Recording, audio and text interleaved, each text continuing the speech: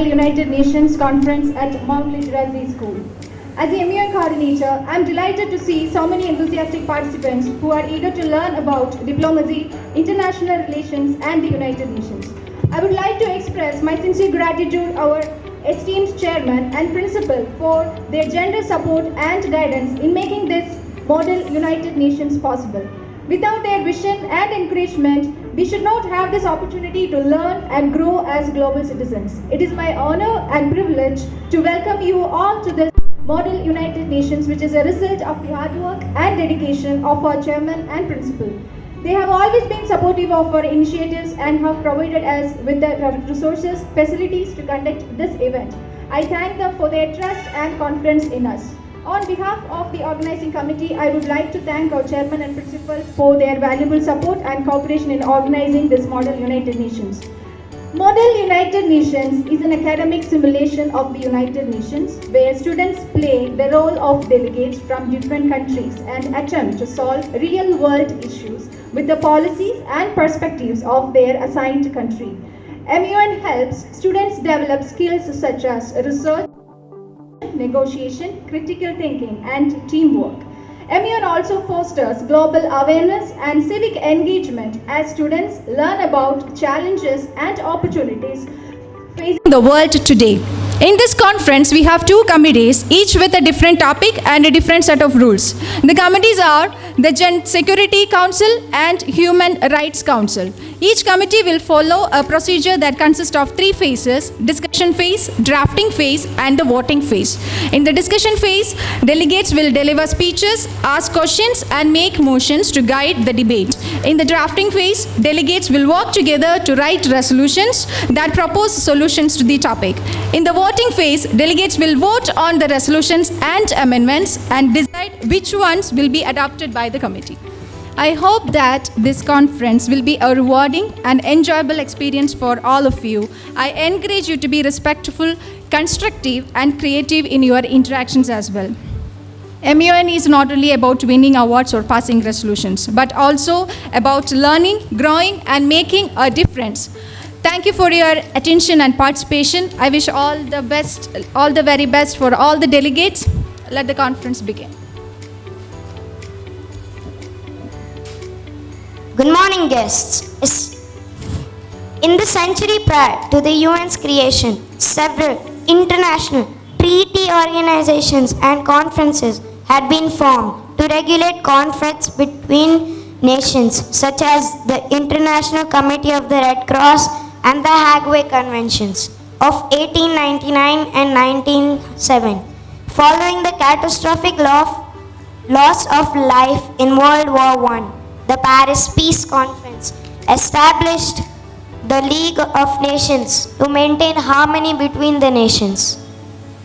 This organization successfully resolved some territorial disputes and created international structures for areas such as postal mail, aviation, and opium control, some of which would later be absorbed into the UN. However, the League lacked representation for colonial people and significant participation from several major powers, including the US, the USSR, Germany, and Japan.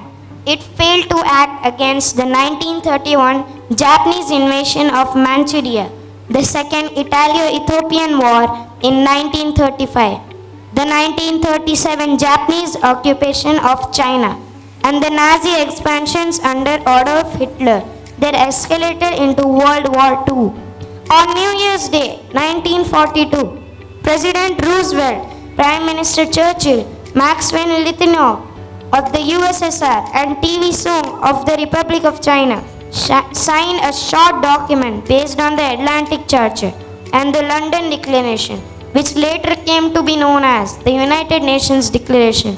The next day, the representatives of 22 other nations added their signatures. The term United Nations was first officially used when 26 governments signed this declaration. By 1st March 1945, 21 additional states had signed 4 powers, was coined to refer to the 4 major allied countries: the United States, the United Kingdom, the Soviet Union, and the People's Republic of China, and became the foundation of an executive branch of the United Nations, the Security Council. Thank you. Secretary General, we shall begin with the roll call. When your delegation is named, please rise and state whether you are present or present at voting. Afghanistan.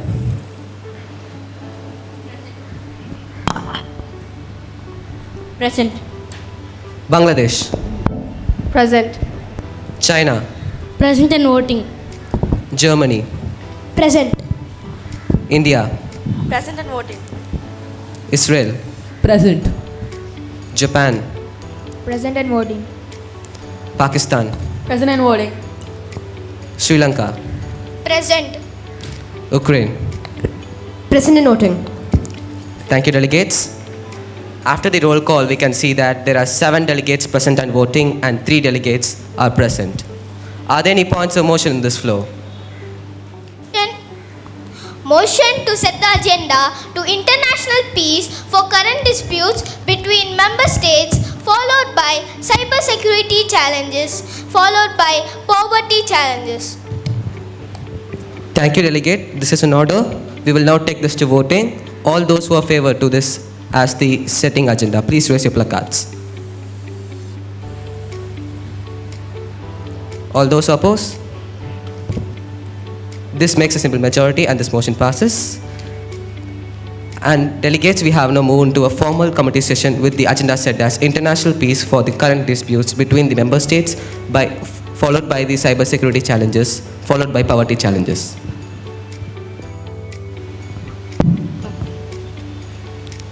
Delegates, please submit your question papers with the help of the volunteers.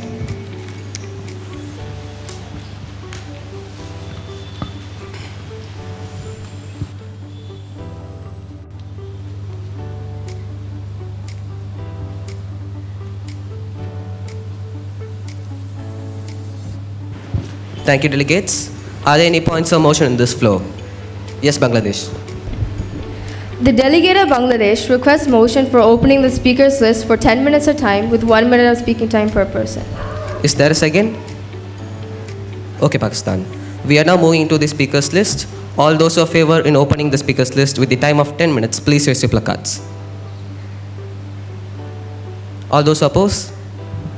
This makes simple majority and this motion passes. Please raise your placards if you would be like to add it to the speakers list. Okay. Bangladesh, since you proposed the motion, you may go first and start your opening speech.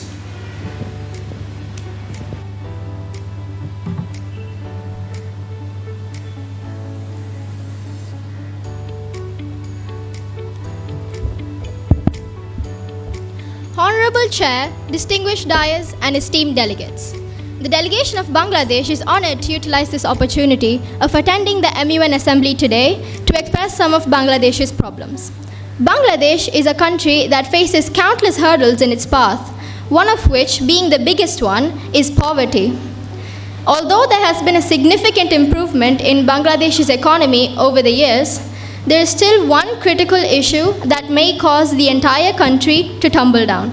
This is a category called the newly poor, where most of the population earn an income that places them ever so slightly above the national poverty line. These people have no distinguishable savings and are so subjected to poverty in case of a sudden financial situation. This is further accentuated by the existing income, consumption, and wealth inequality in the country. The delegation of Bangladesh hopes to discuss and resolve this issue and regain economic stability in Bangladesh. The delegation of Bangladesh would like to yield its time back to the chair. Are there any points of motion in this floor? Seeing none, we will continue with the speakers list. Pakistan, you may have the floor now.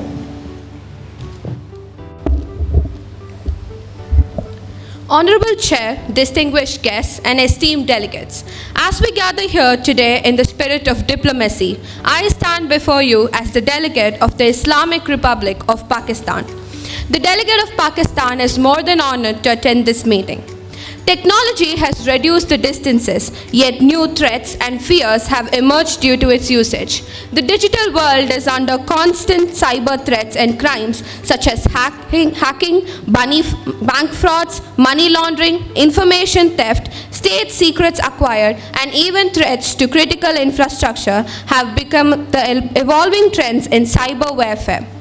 Both the developed states as well as developing countries are exposed to such threats, leading to national security dilemmas. However, developing countries having nuclear capabilities like Pakistan are more vulnerable to these threats. Recently, Pakistan has faced serious cyber attacks on important institutional websites, and hackers have been successfully penetrate the cyberspace of important installations. Pakistan is eager to collaborate on solutions that promote security, prosperity, and sustainable development. Pakistan looks forward to productive discussions and meaningful partnerships during our time together. The delegation of Pakistan would like to yield the time back to the chair. Thank you. Thank you, Delegate. Are there any points or motion in this floor? Seeing none, we will continue with the speakers list. Afghanistan, you may have the floor now. Honorable Chair, distinguished dais, respected guests and esteemed delegates. The delegation of Afghanistan is honored to be given this opportunity to be a part of the UN Assembly and expresses its deep gratitude to have a say in proposing solutions to the issues faced across the world. The delegation of Afghanistan would like to point out to our country that has been ravaged by decades of conflict and poverty.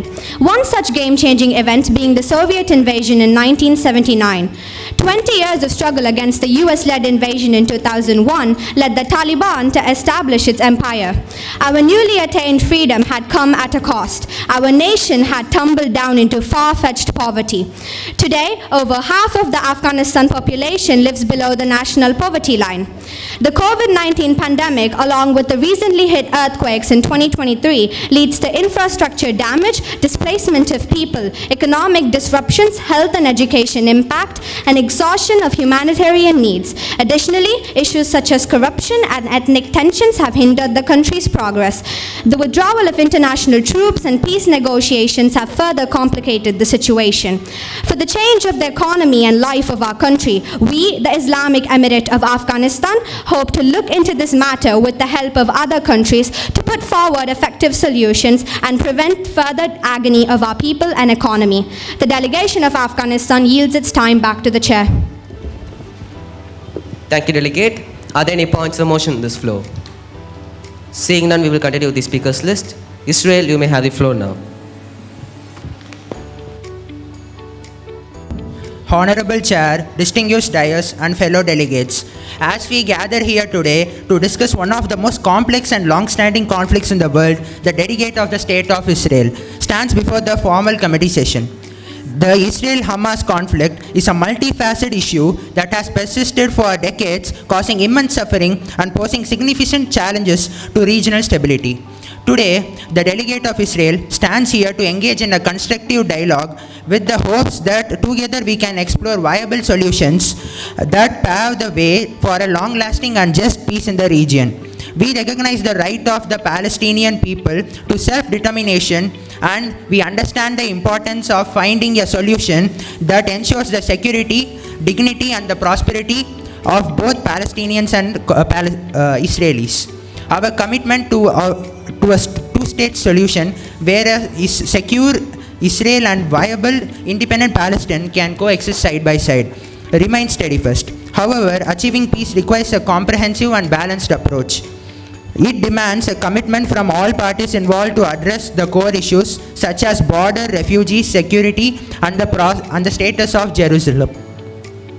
We also believe in the importance of regional cooperation and the international support. The involvement of the international community is crucial in creating an environment conducive to successful negotiations. The shared goal of achieving a two-state solution requires collective efforts, and we appreciate the support and involvement of the international community in facilitating dialogue and fostering trust between the parties involved.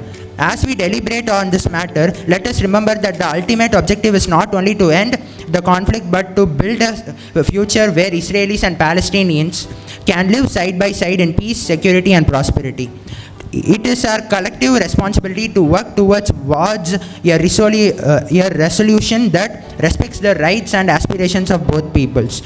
In the spirit of dialogue and cooperation, let us engage in the discussions and that bring us closer to a just and lasting solution to the Israel-Palestinian conflict. Thank you. Time back to the chair. Thank you, Delegates Flow. Seeing none, we will continue with the speakers list. Ukraine, you may have the floor now.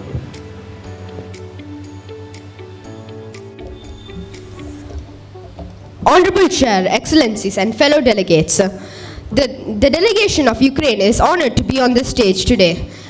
Today, the delegation of Ukraine would like to give a speech regarding the Russia-Ukrainian war. Ukraine is currently facing a multitude of problems, both as a direct result of the Russian invasion and also pre-existing problems which we have been facing for a long time. The war has been a humanitarian catastrophe with millions of people killed and millions of people displaced from their homes.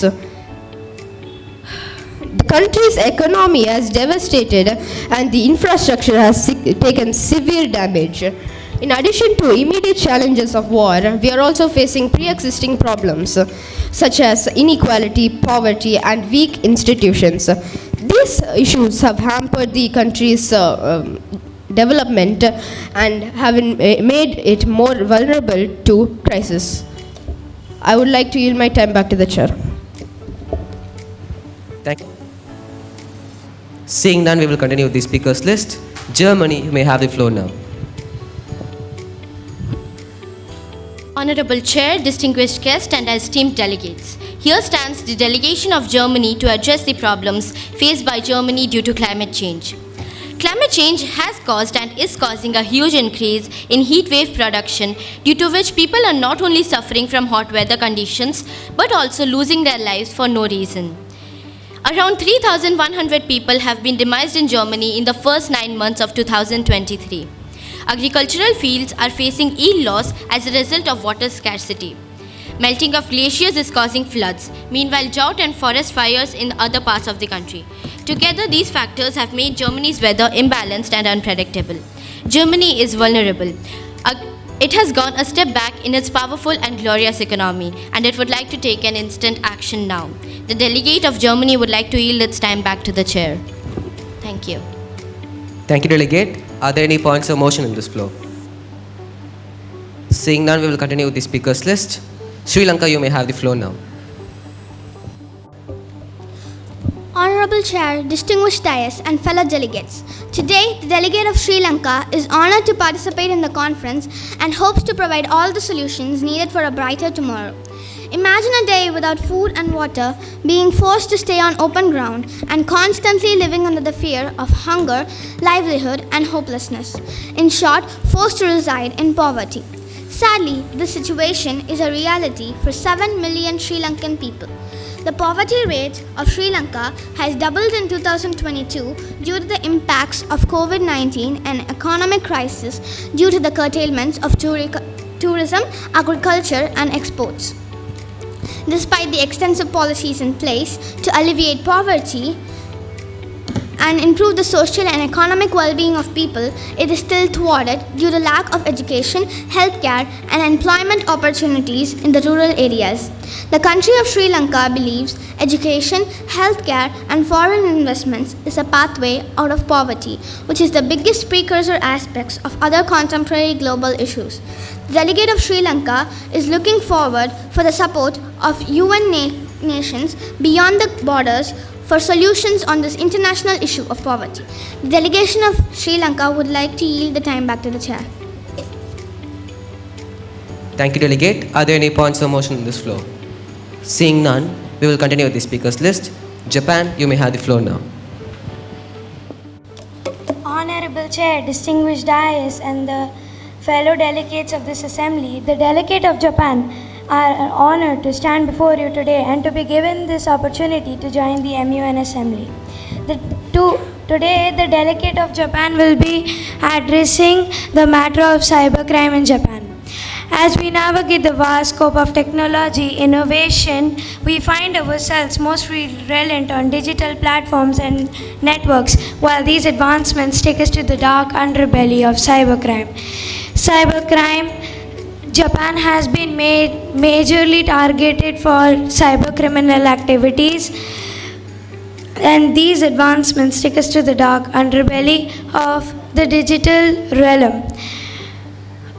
The rise of interconnected devices, the critical infrastructures, have created a complex web that can be exported by actors. Cybercrime poses a significant threat to our national security, economic stability, and the safety of our citizens. Today, as a country, Japan has gathered to not only acknowledge the challenge of cybercrime, but to win the battle against it. Thank you, and I would like to yield the time back to the chair.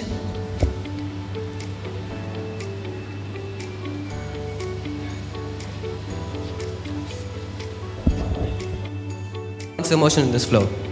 Seeing none, we will continue with the speakers list. India, you may have the floor now.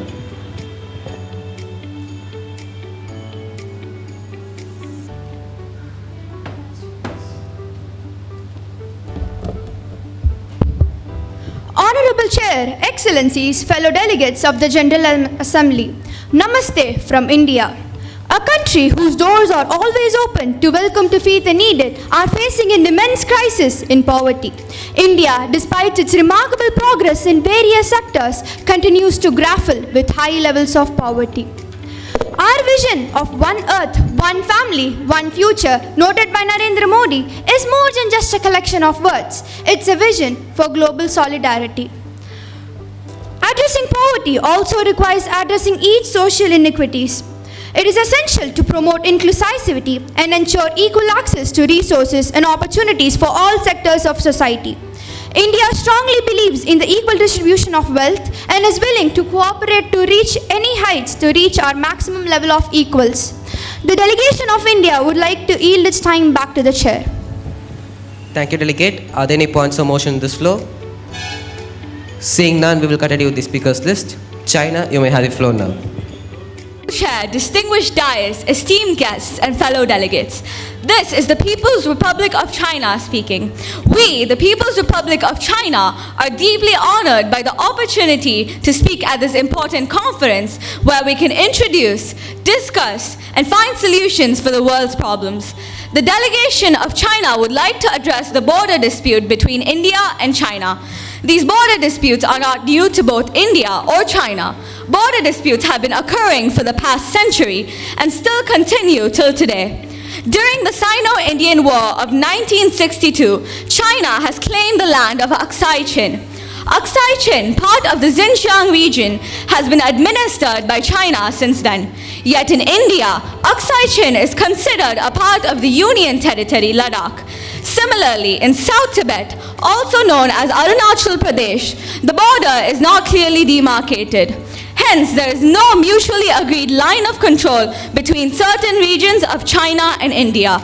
Until the line of actual control is completely demarcated, the issue cannot be completely resolved. The delegation of China requests the Honorable Chair to address this issue and help the delegation of the People's Republic of China arrive at a peaceful resolution. Thank you. The delegate of China yields its time back to the Chair. Thank you, Delegate. Are there any points of motion in this floor? Yes, China. The delegate of China would like to close the speakers list. Thank you, Delegate. This is an order. All those who are in favor in closing the speakers list, please raise your placards. All those who oppose? This makes a simple majority and this motion passes. The speakers list is now closed. Are there any points of motion in this floor? Yes, Israel. The The delegate of Israel would like to move into a moderated caucus. The delegate of Israel would like to move into a moderated caucus with a total time being 10 minutes and per speaker time being 1 minute regarding the Israel-Palestine conflict. Thank you, delegate. This is an order. The delegate has mentioned for a 10-minute moderated caucus and 1 minute of speaking time in the subject of Israel-Hamas conflict. All those who are favor to this motion, please raise your placards. All those who oppose? This makes a simple majority and this motion passes. The delegate of Israel, do you wish to speak at the first or at the last in the motion? First. Yes. You may have the floor now. Thank you, Chair. On 7th October 2023, it is a significant day for the people of Jews. On this day, Jews come together and read their holy text. It was on that day that an organization named Hamas, as a surprise attack, launched 5,000 rockets on Israel in morning 6:30 a.m. Over 1,700 innocent Israeli citizens, including children, died. And Hamas launched the attack in all ways possible, through trucks, motorcycles, paragliders. So imagine on your most significant day, random people are coming to your country and attacking. And many Israeli soldiers at the border were captured, and many innocent women and Israeli children were captured as well. Actually, Hamas is actually considered a terrorist organization by many countries, including European Union, America, Australia, Canada, Japan, New Zealand, United Kingdom, Paraguay, etc. As a resolution, the delegation of State of Israel remains resolute in its support for a two-state solution. This vision advocates for the establishment of viable, independent and sovereign Palestinian state living side by side in peace and security with Israel. Recognizing the rights of both people to self-determination lies at the heart of this approach. The delegation of Israel firmly believes that direct, face-to-face negotiations between the states are indispensable for achieving a comprehensive and sustainable solution. The delegation of State of Israel recognizes the humanitarian challenges faced by the Palestinians in the region.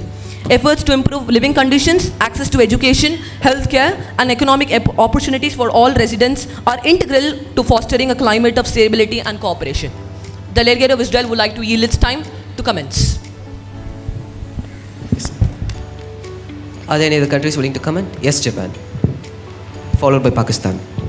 The delegate of Japan would like to extend its support to Israel and to Palestine, as Japan is a country which supports both Israel and Palestine, and we also support the two-state solution. The only question Japan has for the State of Israel and the delegate of Israel is that how will Jerusalem be split? Will it be into two halves or will it be a condominium? Yeah. I'll yield my time back to Chair. Yes, Israel. Jerusalem has been a religious site for many religions, including Jews, Muslims, and the Christians. Even Jerusalem in Jerusalem there is a mosque called Al-Aqsa Mosque, which is considered a holy place for the Muslims after Medina and Mecca.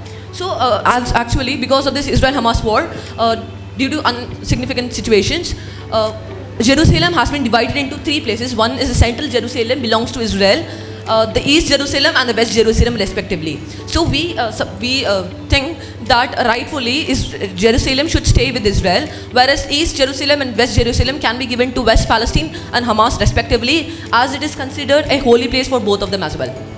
The delegate of Israel would like to yield its time back to the chair. Yes, Pakistan.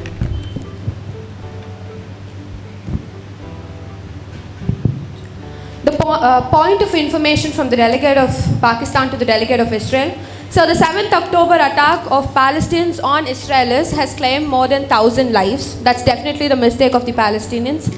But Israel's relentless bombardment in the Gaza Strip has claimed more than 16,000 lives of the Palestinians, and it has displaced more than thousands. So what does the delegate of Israel have to say about it? And moreover, the top Hamas leader, Ismail Haniyeh, he has given some statements in his latest interview. He has justified the 7th October act as self-defense, and he said that it prevented Israel's plan for occupation. So what do you have to say about these two statements?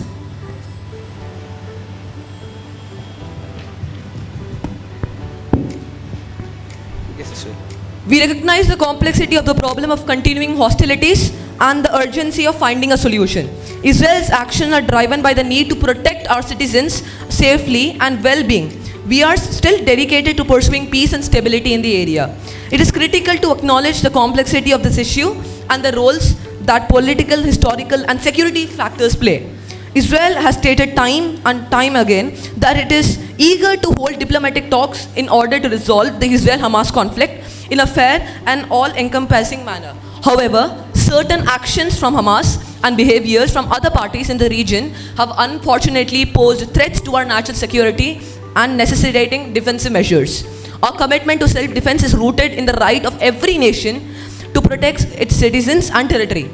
The hostilities observed are often responses to security threats aimed at safeguarding our borders and preventing potential harm to our people. Israel has consistently advocated for dialogue and diplomacy as the primary means of resolving conflicts. But it is essential that any lasting solution considers the security concerns of all parties involved.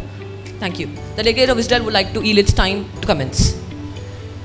Are there any other countries willing to comment? Germany, followed by Pakistan, followed by Sri Lanka. As of 2021, 39% of Palestinians accepted two-state solution, while 59% rejected. If the Palestinians keep rejecting the two-state solution, what would Israel's next step be toward resolving this conflict?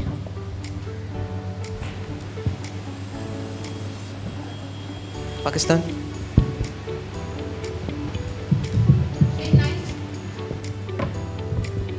In 1948, the UN declared a two-state solution for the same Israel-Palestine issue. And again, the delegate of Israel has proposed a two-state solution. So do you think it will give success this time? Bangladesh. So we all know the largest hospital in Gaza is the Al-Shifa hospital. And Israel has launched a missile to the hospital. Why did you launch a missile, and was there any reason behind it? Yes, Sri Lanka. According to few news, they said that Israel citizens destroyed few mosques in Jerusalem. What do you say about it, the delegate of Israel? Yes, Israel. Point of information to the delegate of Pakistan. While it is true that UN delineated boundaries in the past, the geopolitical landscape has evolved over time, presenting new challenges and opportunities. The call for a two-state solution is grounded in the pursuit of lasting peace and stability in the region. The reference to UN delineating boundaries in the past alludes to historical developments, particularly the United Nations General Assembly Resolution 181 of 1947, which proposed the partition of Palestine into separate Jewish and Arab states. However, the subsequent events, conflicts, and geopolitical shifts have significantly altered the landscape in the region. The point of reply to the delegate of Sri Lanka, that it is true that that mosque, that delegation of Sri Lanka is referring to is the Al-Aqsa mosque situated at Jerusalem. Few Israeli extremists actually broke this Al-Aqsa mosque as it was situated in Jerusalem, and while Jerusalem was given to Israel. So this is the action of few Israeli settlements, and Israel hereby apologizes for such an action. The delegate of Israel would like to yield its time to questions. Are there any other countries willing to question? Ukraine, followed by Japan, followed by Bangladesh. A point of inquiry. What were the human causes of the war on the both sides? Japan. The delegate of Japan would like to question the delegate of Israel on the illegal settlements of Israel in West Bank.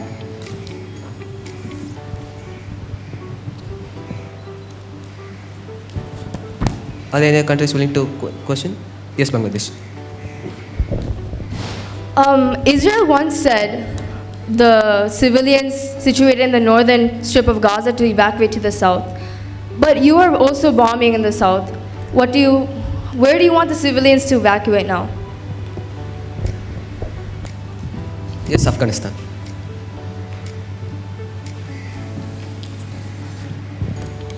Israel talked about having a two-state solution, about wanting to have peace and to resolve all conflicts between Palestine and its people. The delegation of Afghanistan completely accepts this, but we would like to question the delegation of Israel. On 8 December 2023, at least 100 Palestinian men were detained by the Israeli forces and were stripped, blindfolded, and made to kneel on a street in northern Gaza, according to images and videos which circulated. The men were shown with their heads bowed, and they were guarded by Israeli troops. So what does the Israeli government have to say about this? Yes, Israel. First of all, it is also to notice that everyone has stated that Palestinian people are also being faced atrocities, but it's also to notion that 1,332 Israelis and more than 17,000 Israelis, out of which more than 100 are journalists, had to die, and many being soldiers, 395 IDF soldiers and 59 police officers. It is also to note that many Israeli women and children were captured by Hamas, more than 1,000 in number, and had to face sexual violence and abusement. So this is the situation faced by Hamas, as the delegate of Israel has said in his previous response as well, that these problems given by Israel to Hamas is because our national security, our national threat is being harassed. We want our citizens to be safe, and in response to that, we do such things. The delegate of Israel would like to lead this time battle, Chair. Are there any other countries willing to speak on this Mount Litera caucus? Seeing none, the moderated caucus is now closed. The floor is now open for points in motion. All those with points of motion, please raise your placards now. Yes, China. The delegate of China would like to raise a moderated caucus for 10 minutes and per speaker time being 1 minute regarding the Indo-China border issues. Thank you, delegate. This is in order. The delegate has mentioned for a 10-minute moderated caucus, 1 minute per speaker time on the subject of Sino-Indian War. All those who are in favor to this motion, please raise your placards. All those opposed? This makes a simple majority and this motion passes. The delegate of China, do you wish to speak at the first or at the last in this? At first. First, yes. The Indo-China border disputes have been happening for quite some time, yet we haven't found a solution. During the Indo-China War of 1962, China took control over the region of Aksai Chin. It has been considered part of the Xinjiang region of China since then. India still considers that Aksai Chin has been illegally captured by China. What does India have to say about this? Right of reply. Yes, granted. The delegate of Israel is obliged to exercise its delegation's right of reply to the statement delivered early on the formal committee session by the delegate of People's Republic of China. In the past, India has many peaceful relations with People's Republic of China. In 1954, India's first Prime Minister Jawaharlal Nehru was invited by Mao Zedong, the then Chinese dictator, to Beijing to witness development in China, and hereby a document was also signed between the countries, which was the Sino-India Panchsheel Agreement, which included 5 principles, out of which mutual non-aggression and mutual respect for each other's territorial integrity and sovereignty was listed as well. Zhou Enlai, the then Chinese premier, had given an official statement that China has no claim on Indian territory, even though Chinese maps had shown 120,000 square kilometers of Indian territory as Chinese. Indo-China border issue for everyone is divided into 3 segments. Firstly, the western sector, which ranges 2,150 kilometers in Jammu Kashmir, out of which the largest part has been occupied by China, which we call Aksai Chin.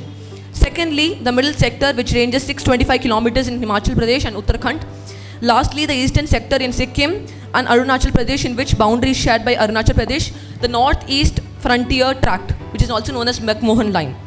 With respect to Johnson Line and McCartney-MacDonald Line, Aksai Chin was a part of the British Raj and India, as in 1864, British had defeated Sikhs and established control over there.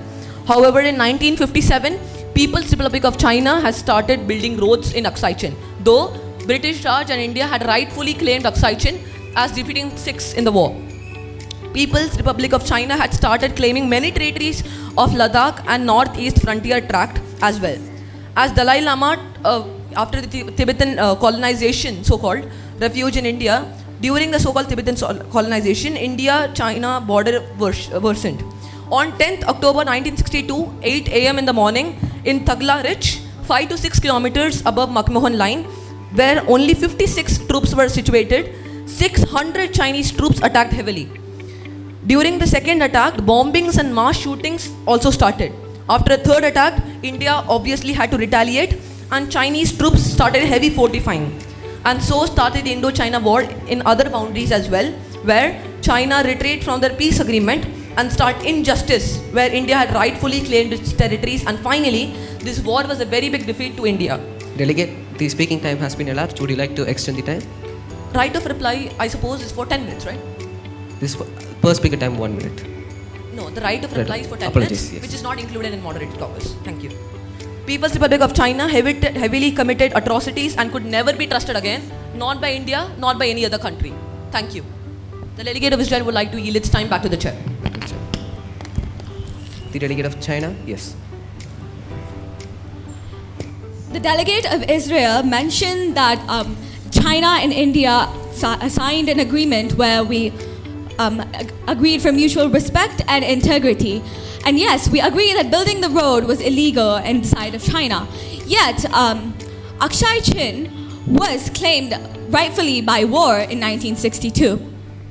And we have constructed roads there, and the British Raj has assigned 3 lines, the McMahon line, the McDonald line, and the Johnson line, where 2 of the lines provide Aksai Chin for China. I yield my time to questions. Are there any other countries willing to question? Yes, Japan, followed by Israel. The delegation of China has stated that Aksai Chin was claimed rightfully during war. But this war was illegally stated, as there was no reason behind this except for China wanting to claim Aksai Chin. Therefore, there is no legal document nor any legality behind this war nor the capturing of Aksai Chin. Therefore, Aksai Chin is legally a part of India. Thank you. Yes, Israel. The delegate of People's Republic of China stated that in 1962, a war was fought between People's Republic of China and rightfully claimed Aksai Chin. Whereas already, as I stated before, in 1864, British defeated 6, the Gulbander Singh, and established and signed a document with him stating that the claimed territory of Aksai Chin will go to British Raj. And as the delegate of Japan also stated, China has no legal document stating the war of 1962. Delegate would like to yield its time back to the chair.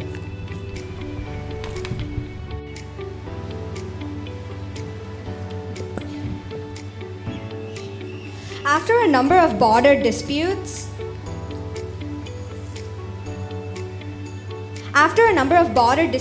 between 1959 and 1962, which began initially as a byproduct of the uprising in Tibet, the People's Liberation Army of China forcefully attacked across the disputed boundaries on October 20, 1962.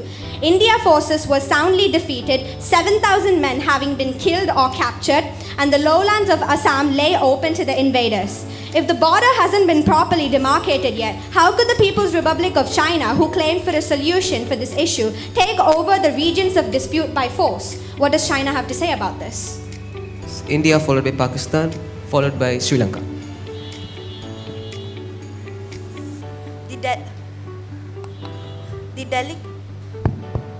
The delegate of India would like to clarify that before the Sino-Indian War, in 1956 to 57 to be precise, China constructed a road through Aksai Chin connecting Xinjiang and Tibet, which ran south of the Johnson's line in many places, and they illegally occupied Aksai Chin, and the most important thing, the road came on Chinese maps published in 1956. So what does the delegation of China have to say about this? Yes. Pakistan? Point of information from the delegate of Pakistan to the delegate of India.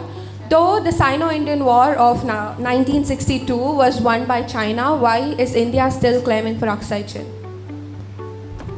Sri Lanka followed by Ukraine. Followed by Israel. Right of reply. The delegate of India asked for right of reply.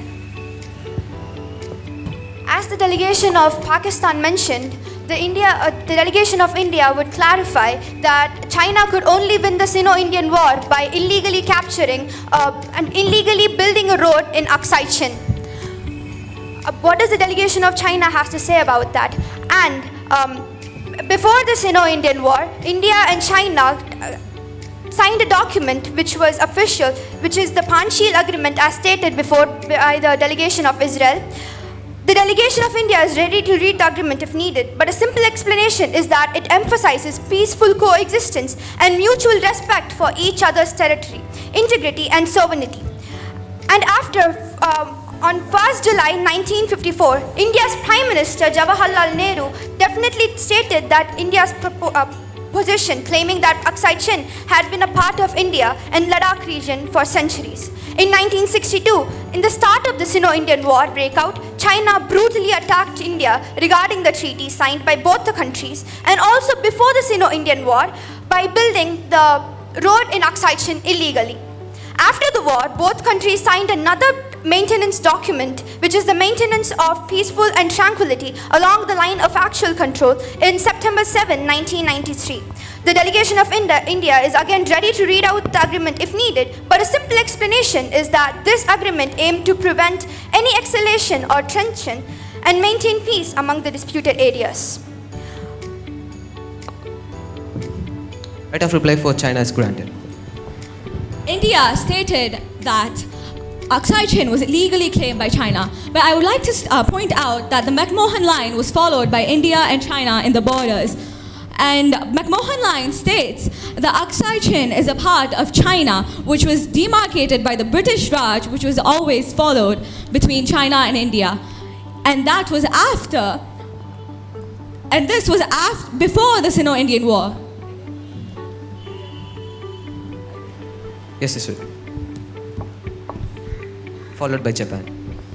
First of all, it is all to notice the difference between Johnson Line and McCartney-McMahon Line. Johnson Line actually used roads and physical human settlements as the boundary, whereas McCartney-McMahon Line used mountains and hilly, because the area between Jammu and Kashmir and China is the hilly area, and used natural boundary instead of Johnson Line. And China had accepted both these lines informally, and they used this, and suddenly with no prior agreement, they started attacking in both these lines. And also in McMahon Line, in British also signed an agreement with China stating that the McMahon Line will be, it is formally accepted between China and India, stating that the part below the McMahon Line will go to British Raj and also to India after independence, which China, as I stated before, using 600 Chinese troops, started heavy mass shootings and heavy fortifying and heavy bombings, after which it was illegally captured by China in India. Thank you. The delegate of Israel would like to use. Delegates, the time for the moderated caucus has been elapsed. Would you like to extend the time? Yes. Okay. India. As the delegation... Sorry. Japan, yes. Apologize. Since many centuries, from the British Raj, from multiple different empires which were in India and the Ladakh region and Jammu Kashmir region, there have been multiple maps which demarcated as Aksai Chin as a part of India or a part of the empire which stays in current day India. So there is no claim over Aksai Chin. Also, one point of information: McMahon Line is for Arunachal Pradesh, not for Aksai Chin. Yes, India. Point of parliamentary procedure. Yes. As I have received that the motion was extended by how many minutes? 5 minutes. Thank you. Yes, India. As the delegate of Japan stated that the McMahon Line is only considered for part of Arunachal Pradesh by the American Senate, which is presented in 17th February 2023. And despite all these negotiations, China, which claims for the treaties and never follow it themselves, again breaks the treaty of agreement on the maintenance of peace and tranquility by stating the breakout of the recent conflict in Galwan Valley. In May 2020, The tensions between the two countries escalated when Chinese troops started building infrastructures in the disputed region illegally. India responded by developing troops to the area, leading to a standoff between the two sides. On June 15, 2020, a violent crash broke out between India and Chinese troops in the Galwan Valley, resulting in death of 20 Indian soldiers. What does the delegation of China has to say about this? Are there any other countries willing to speak? Seeing none, this moderated caucus closes. The floor is now open for points in motion. All those with points of motion, please raise your placards now. Thank you, delegate. This is in order. The delegate has mentioned for a 10-minute moderated caucus, 1 minute 30 seconds speaking time on the subject of Ukraine-Russia conflict. All those who are favor to this motion, please raise your placards. All those opposed? Seeing more votes in favor, this motion passes. And the delegate of Ukraine, do you like to wish to speak at the first or at the last? First. Yes, you may have the floor now. The Ukraine people have shown a remarkable resilience and courage in the face of adversity. They have fought badly to defend their homelands, and they have demonstrated a strong determination that to build a better future for themselves and their children. A resolution for hope. Amidst chaos, a beacon of hope shines brightly. The unwavering belief is brighter tomorrow.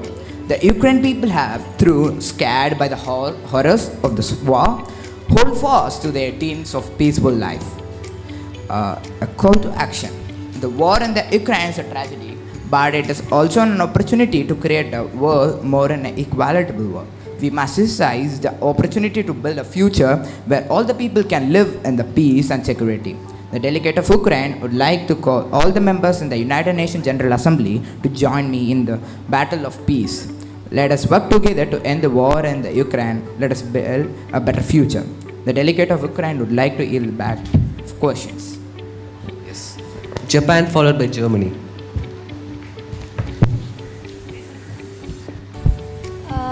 The delegate of Japan would like to ask the delegate of Ukraine that what type of help can the delegates provide you? Yes, Germany. The delegation of Germany would like to ask that Ukraine is not able to come up with a solution. The conflict started 654 days before, but there have been no negotiations that have improved the condition of this conflict drastically. In such a huge situation of conflict, there were supposed to be strict measures taken so that the situation would be better now. What would the Ukraine say about it? Also, yes, Essel. Yes. To answer such a question posed by the delegate of Germany, it is also to understand what is the cause of the war. Primary reason is to be considered the Ukrainian government joining the NATO organization, the North Atlantic Treaty Organization, which posed a very big threat to Russian borders. But doesn't mean that Ukraine had to keep its guard to Russia because it is not doing any wrong thing and it's not illegal. It's just joining a organization. So Ukraine had never expected such a reply from Russia because the formation of Ukraine and Russia is also quite debated. Thank you. The delegate of Israel would like to yield its time back to the chair. Yes, Japan, followed by Germany. The delegate of Japan would like to ask the delegation of Ukraine what steps will they take in the future to ensure that such a conflict is not happening again, and also how are they protecting the current areas such as the ones which have been captured by Russia. Yes, Germany. To answer Israel, I have because the delegation of Germany feels that right now there had to be strict negotiations to be taken between Ukraine and Russia so that the situation would be better. Lakhs and lakhs of people have already demised both in Ukraine and Russia. And Ukraine not joining NATO is understandable, but negotiations were to be taken. Afghanistan, followed by Israel. The delegate of Afghanistan would like to speak in this topic. This is in order. Israel, what's up on your side? Actually, It is also to note that the war is still going on, and negotiations between such a war is not possible because the war is already going on, and the borders between Russia and Ukraine have been very tight because that is the place where the war is going on. So negotiations in such a crisis is not at all possible. The delegate of Israel would like to yield this time back to the chair. Israel, then followed by Afghanistan. Israel followed by Ukraine, followed by Afghanistan. Apologies. First, the delegation of Ukraine would like to answer the question given by the delegation of Japan. What we need most right now is humanitarian support. So if anyone here could supply us humanitarian support, then that would be great. And negotiations as now, as said by the delegation of Israel, is not possible right now as Russia wants the whole country of Ukraine and they are not coming up for negotiations. Like to yield your time? To comments. Sri Lanka, followed by Germany, followed by Pakistan.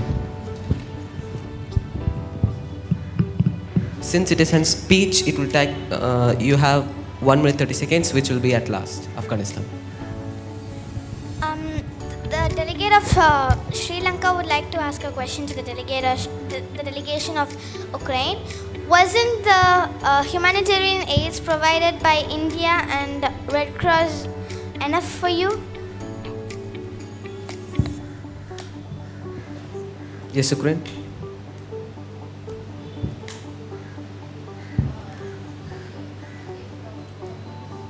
Please turn on your mic.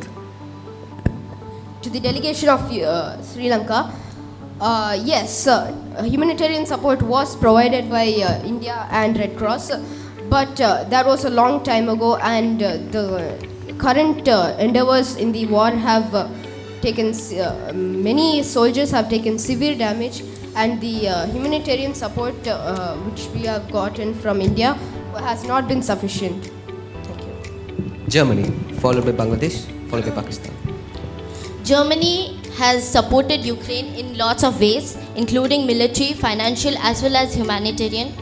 So it will be supporting Ukraine in the future also. And telling that about negotiations to be taken, then what resolution does Ukraine decide to take to stop this war going on? Bangladesh. The delegation of Bangladesh would like to ask a question to the delegation of Ukraine.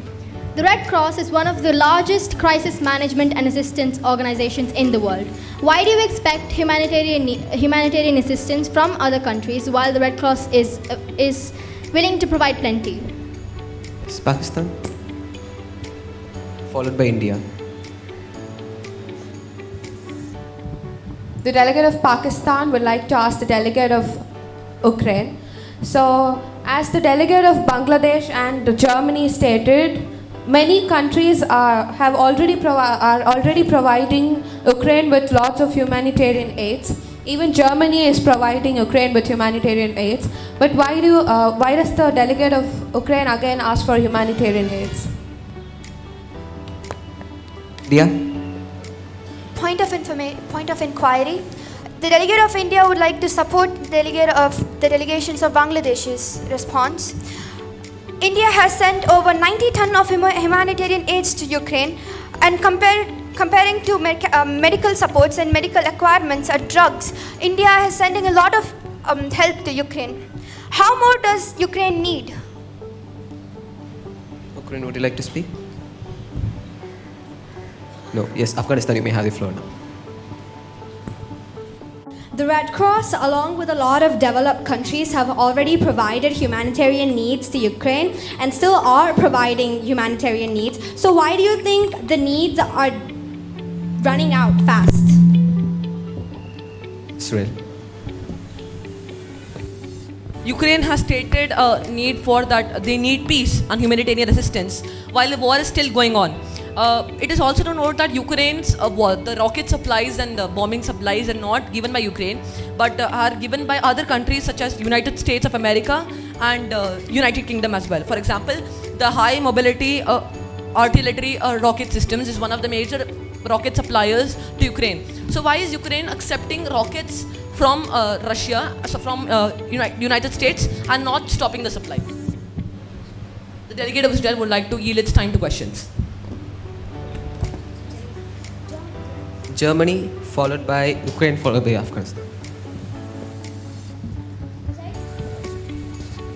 Besides the loss of thousands of lives and displacement of millions, the Ukraine-Russia war has been destabilized energy markets, fueled inflation, and increased food insecurity.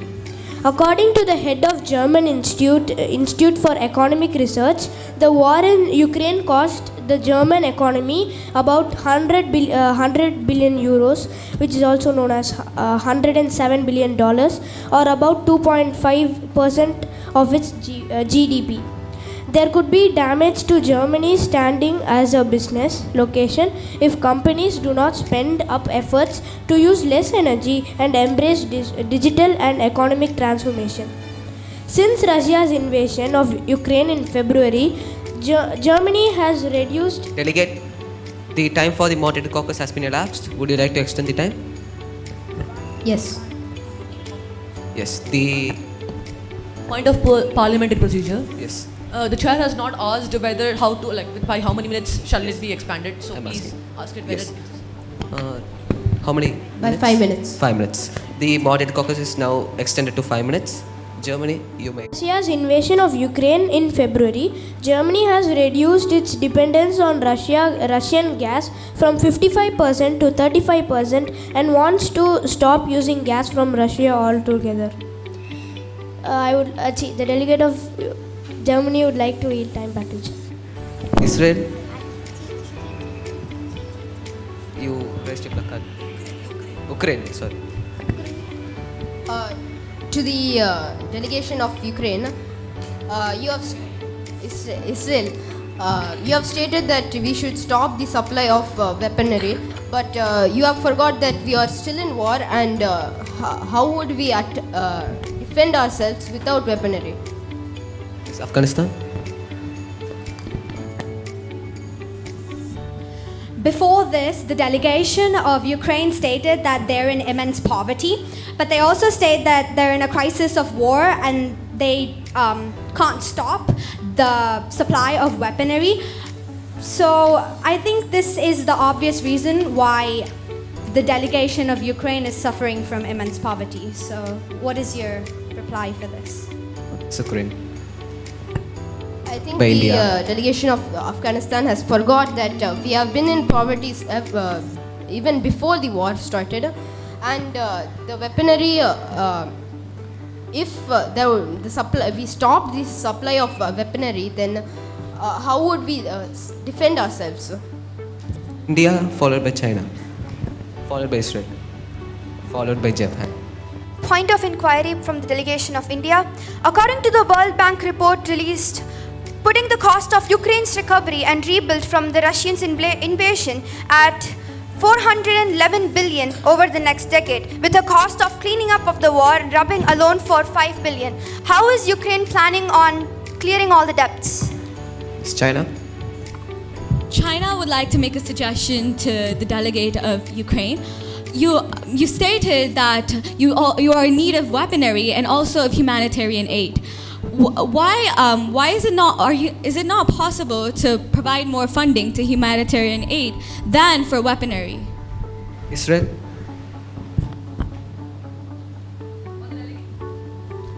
The delegate of Ukraine stated that they need weaponry from other countries such as United States of America and United Kingdom for continuing the war. Instead, they also asked that how can they stop the war. So it is an obvious answer to this question will be, rather than continuing the war, you can order a ceasefire which can immediately stop the war or have peaceful negotiations with Russia. So the possible options are always open, and Ukraine, I suppose, so the delegate of Israel supposes that it can stop the war with a ceasefire anytime. The delegate of Israel would like to yield its time back to the chair. Yes, Japan. Point of information to the delegation of Israel. You say that they can order a ceasefire and stuff, but in United Nations, Russia has never listened to Ukraine nor any other countries by order. There have been multiple orders from the UN to Russia to stop the Russia-Ukraine war, but there has been no action taken by Russia. So Russia does not care about the UN and whatever it says, even though there have been multiple sanctions placed on them. So therefore, Ukraine cannot do anything about this. I'll let you my time out. Yes, Israel. The purpose of this model, the United Nations Assembly then has been mocked by Russia and Ukraine. The purpose of United Nations is to serve resolutions for such conflicts daily. So even if Russia doesn't listen, then Ukraine obviously has the chance of listening. So it doesn't mean that Ukraine has to rely on Russia or as to when to stop the war. Ukraine can always take the first step and can immediately stop the war if they are willing to stop the weaponry, to provide their own funds to their citizens and to serve humanitarian assistance, because it is now or never. Because if Ukraine doesn't stop a ceasefire, if it doesn't organize a ceasefire, then the situation is going to get worsened. The delegate of Israel would like to yield its time back to the chair. Are there any other countries willing to speak? Yes, Bangladesh, followed by Japan.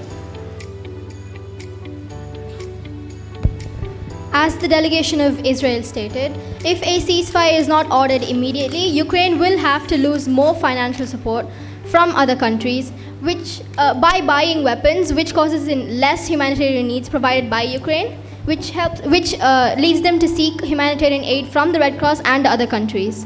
What would Ukraine's next step be in the situation? Yes, Japan, followed by Israel. Point of information to the delegation of Bangladesh. They cannot organize a ceasefire, as if they stop, Russia won't stop, right? Because Russia does not listen to any orders, even though multiple sanctions have been placed on them. I'd like to yield my time back to the chair.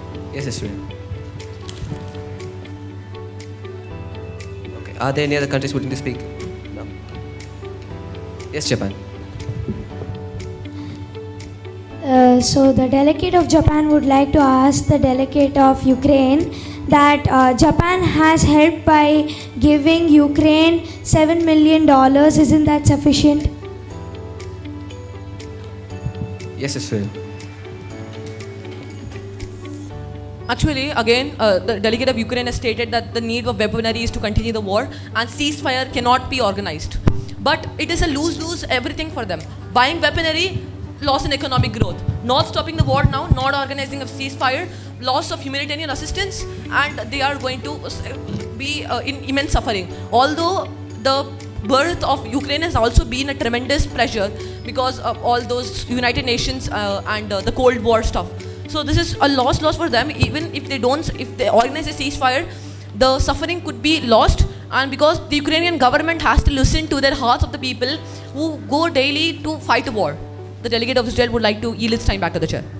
Thank you, delegate. The time for the moderated caucus has been elapsed. Are there any points of motion in this floor? Yes, Japan. The delegate of Japan would like to raise an unmoderated caucus of 5 minutes for the topic of Japan and Chinese cyber security tensions. Thank you, delegate. The delegate has mentioned for an unmoderated caucus for the total duration of 10 minutes. All those who are for this motion, please raise your placards. All those opposed? This makes a simple majority and this motion passes. We are now in an unmoderated caucus for 10 minutes. Delegates can get up from their places and discuss with each other. However, we would like to ask the delegates not to leave the room.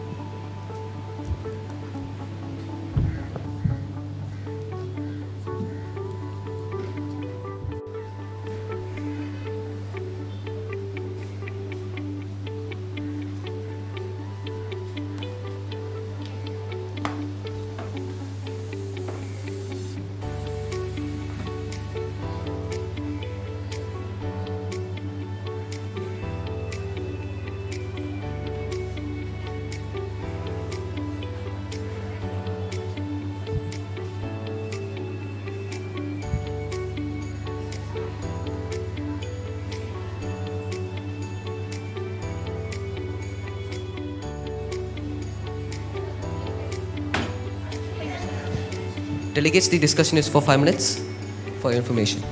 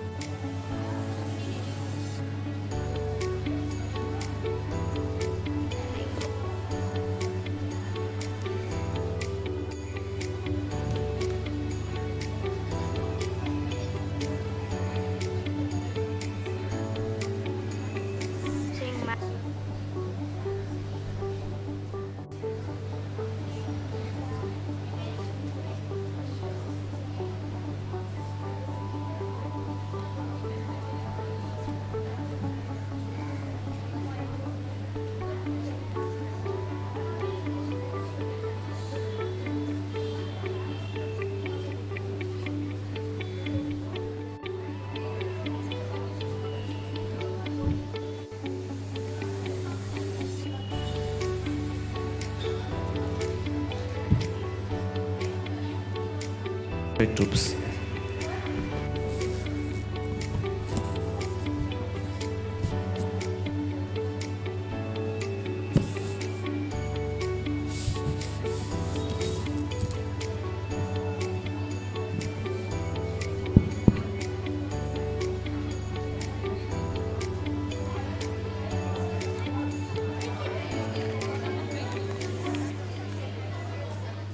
Focus has been entered. Are there any points of motion in this floor?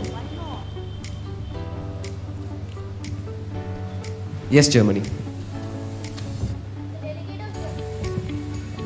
The delegate of Germany would like to initiate an unmoderated caucus of total time being 5 minutes on heat waves produced and its effects. Is it 5 minutes or 10 minutes? 5 minutes. 5 minutes. Thank you, delegate. This is an order. The delegate has mentioned for an unmoderated caucus for total duration being 5 minutes. All those who are for this motion, please raise your placards.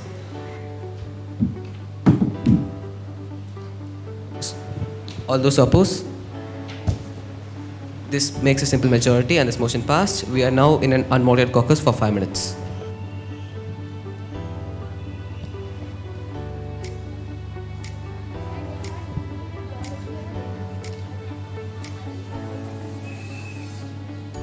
Moderator caucus, which allows, according to the Charter of the United Nations, to get out of the streets and talk and form groups. That will be. Okay. I apologize. Thank you for the information, the delegate of Ukraine. Delegates can get up from their seat and discuss with each other. However, we would like to ask the delegates not to leave the room.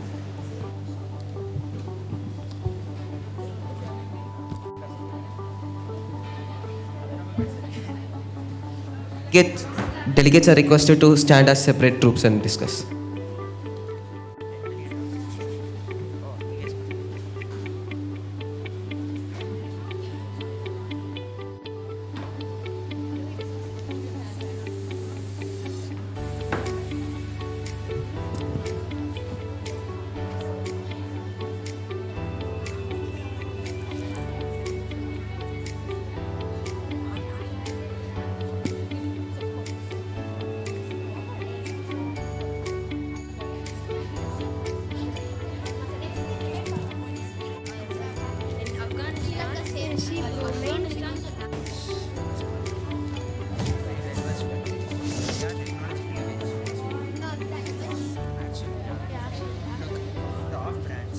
Top cars are produced in Germany now.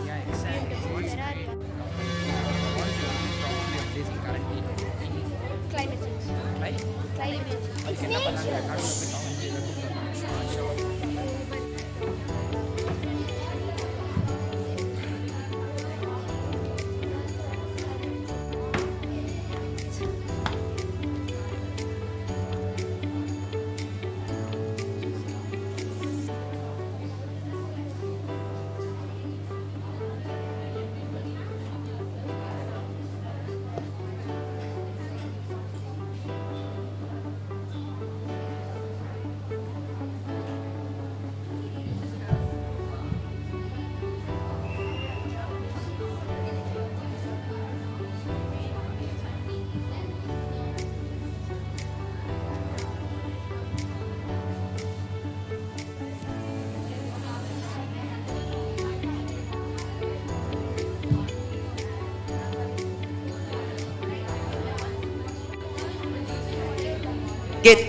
Delegates, kindly take your seat. The time for the discussion has been elapsed.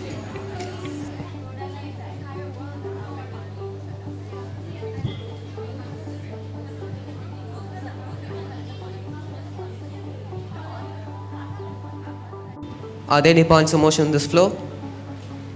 Yes, India. The delegation of India requests for a moderated caucus of 10 minutes with per speaker timing 1 minute 30 seconds regarding poverty as a challenge. Thank you, delegate. This is an order. The delegate has mentioned for a 10-minute moderated caucus, 1 minute 30 seconds speaking time on the subject of poverty as challenge. All those who are favor in this motion, please raise your placards.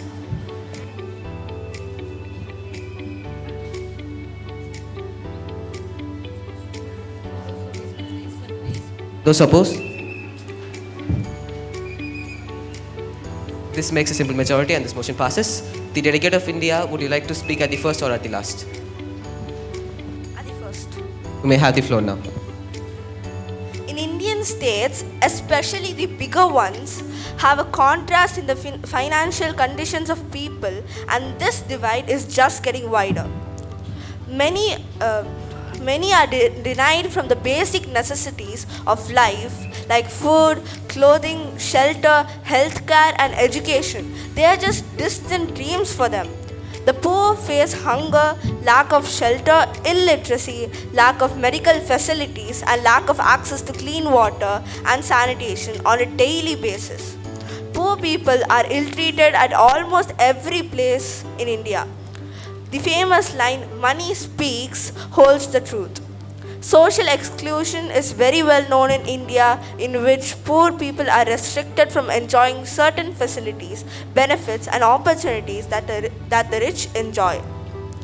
Rural agriculture, labor household and certain castes and tribes are most vulnerable among the economical groups. The delegate of India would like to yield its time back to the chair.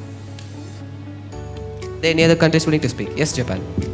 The delegate of Japan would like to ask the delegation of India what countries like Japan can do for India to solve this problem, and what steps is India taking to solve these problems, and why has India come to UN to solve this problem? Thank you. Yes, India. The UN can assert India in addressing these poverty challenges in various means with technical assistance, funding, capital, monitoring, advancing and awareness.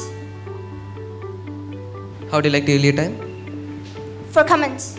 Are there any other countries willing to comment?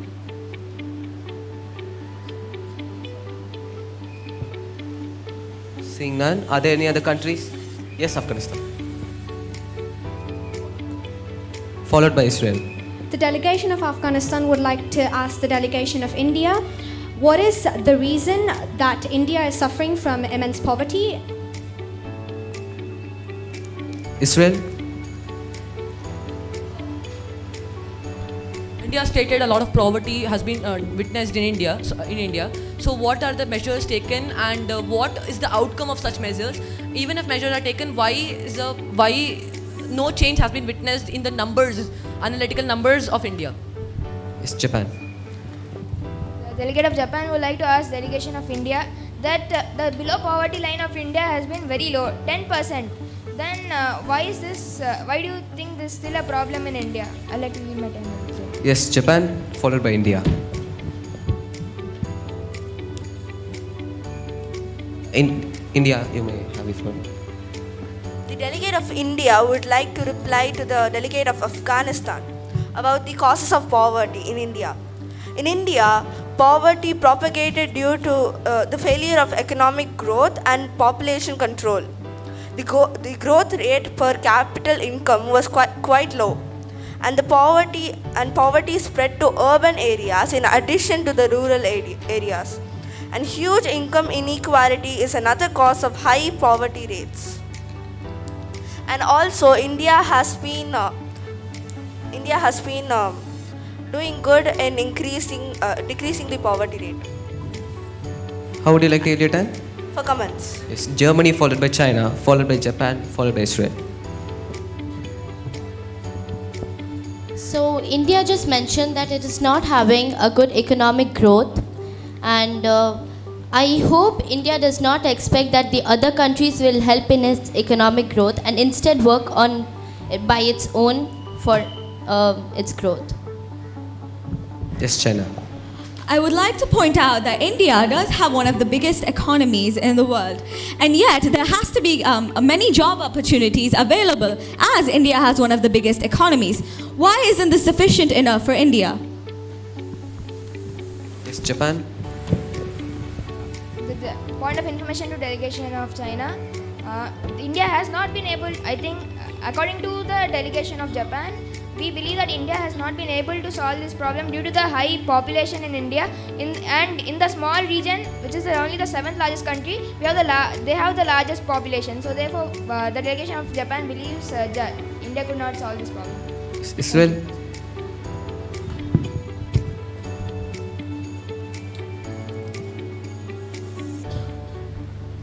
So, as we know that India's population is huge, so why doesn't India's economy is still low after having such an immense human resource?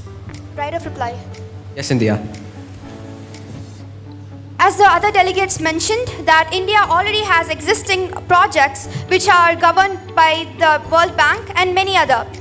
We do have Sarva Shiksha Abhiyan and Pradhan Mantri Gyan program, which is for road and healthcare, and Uttarakhand Health System Development Project, which is for healthcare facilities. Even after all this, India and other countries face a range challenges in poverty due to the population in India. In the past few decades, India has been facing an increase in major poverty issues because of the increase in population, due to which we cannot provide job opportunities. The delegation of India requests other countries to give open visa access to India. Open visa access to India for job applications. Yes, Israel, followed by Bangladesh, followed by Ukraine. According to multi-dimensional survey of India, poverty index, from 2010 to 2023, more than 20.5% of in poverty has been greatly increased. This can also, the reason for population can also be justified, but such an increase in just 10 years is not justified. Any other countries, even countries which have less GDP per capita, less than India, also don't show such poverty indexes shown in India. More than 20.5% in just 10 years is such a shocking result, and population cannot not only be the only cause for it. The delegate of Israel would like to yield this time back to the chair. Thank you, Delegate. The time for the moderated caucus has been elapsed. Would you like to extend the time, India? Yes, by 5 minutes. Yes, the moderated caucus is now extended by 5 minutes. India, yes. The major issue caused by India is that it's not only the illiterate who are unemployed, but also the citizens who are well educated who are unemployed.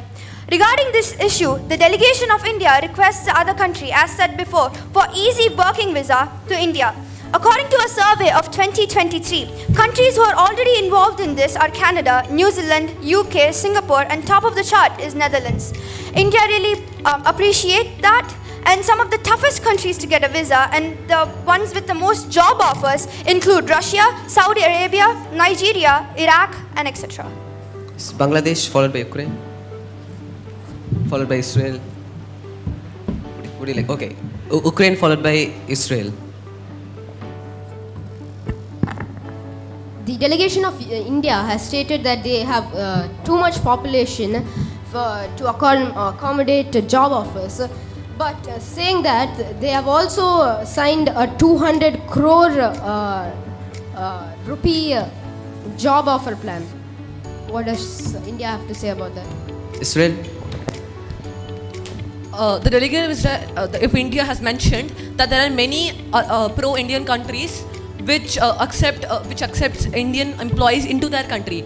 But the problem over here is not because the approach is itself very wrong. First of all, in the approach, when we are sending Indian employees to other countries, it's going to affect their economic need and not ours. Second, if you do this even in a large scale, even if some effect is seen in any of the graphs in India, it's not going to affect much. By reducing from 20 to even below than 10, it's going to be a very drastic problem just in sending employees, because as I already stated, this is going to affect their economic aspect, and also our Indian employees working for them is not justified. If our Indian employees work for our own country, it could be better, even increasing our GDP per capita and increasing our poverty index. Thank you. The delegate of Israel would like to yield its time to commence. Yes, China followed by Pakistan.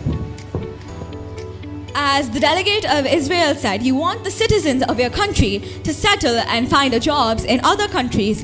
Why are you reluctant to opening companies which are based in your country? Pakistan?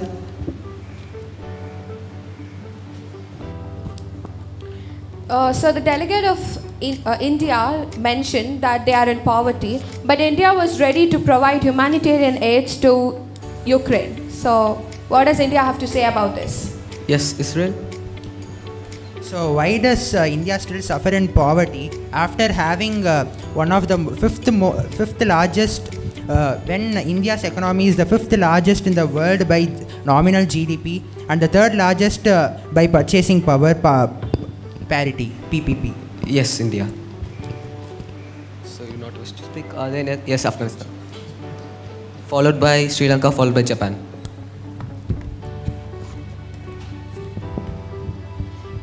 There are a lot of countries who face poverty. India, having a very big economy, stated that they were successful in reducing their population, but they also stated that the funding organizations in India were not sufficient enough to provide humanitarian needs to them. What is the real problem here? Yes, Sri Lanka. According to the latest news, the economy of India has reached $1 trillion. So why $5 trillion, but still, why does India suffer poverty when the economy is at such a high number? Japan, followed by Israel. Point of information to Sri Lanka, $5 trillion for 1.5 billion people is still very low, as India is a country with the highest population, while still the fifth GDP in the world. So therefore, there can't be enough money for each of the people. Therefore, India still suffers in poverty. I'd like to give my time back to the chair. Yes, Israel, followed by China. The delegate of India has given in its resolution for poverty in India as campaigns and also reducing population. So how can you reduce population in India? Because India has already crossed China, being the first most populous country in China, in the world, and they reduce population by, so even if they're reducing population, what is their means and what is the method that will be used? The delegate of Israel would like to yield its time back to the chair. Yes, Japan. Your fund for armies and other economic uses is at large, and we know that you have one of the greatest armies and economies and the economy of the world. Why don't you use this fund? Why are you reluctant to use this fund for aiding poverty? Yes, Japan. Point of information to China, delegation of China. India has launched multiple schemes over the years, as said by the delegation of India. They are not reluctant to ease poverty. And also, India, like just like they said, they have introduced multiple schemes, but they still cannot solve the problem due to some reasons such as population and many other factors. I'd like to leave my time back to the chair. Delegates, the time for the moderated caucus has been elapsed. Are there any points of motion in this floor? Yes, Sri Lanka. Motion to start an unmoderated caucus, 10 minutes, for each speaker time being 1 minute, regarding poverty as a challenge. Thank you, delegate. This is in order. We will now take this to voting. All those who are favor to this motion, please raise your placards. All those opposed? This makes a simple majority and this motion fails. Are there any points of motion in this floor? Yes, Japan.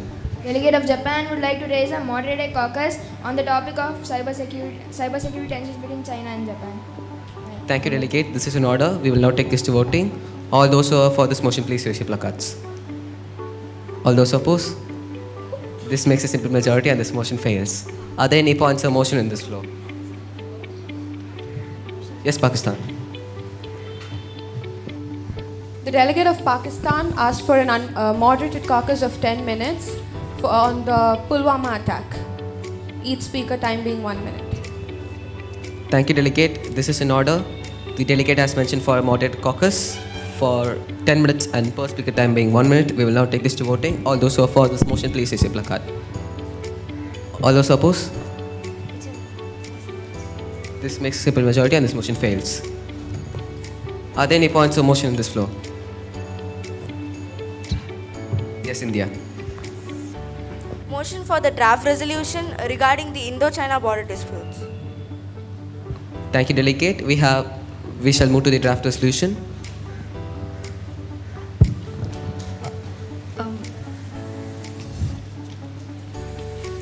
Delegates, please let me read the draft resolutions to make sure that there are enough sponsors and signatories.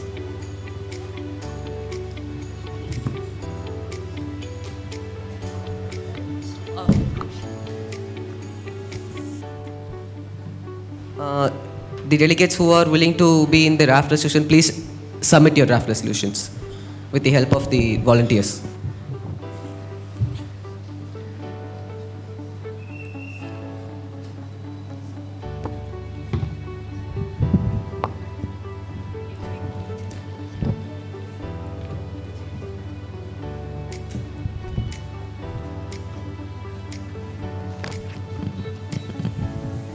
Israel?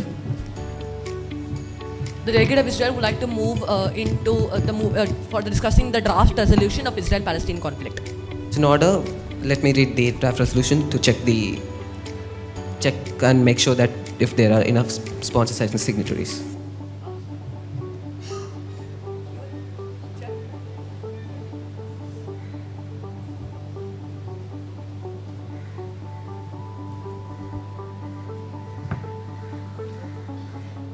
We have received one draft resolution from the delegation of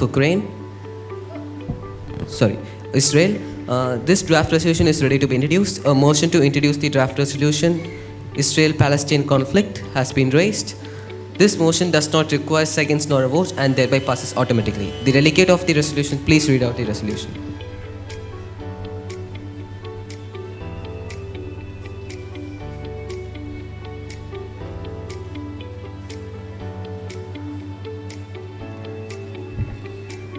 Thank you, Chair. Resolution, United Nations Security Council, first resolution, adopted by the Security Council at its first meeting on this 9th. Delegate, please arrive to the podium and read out loud.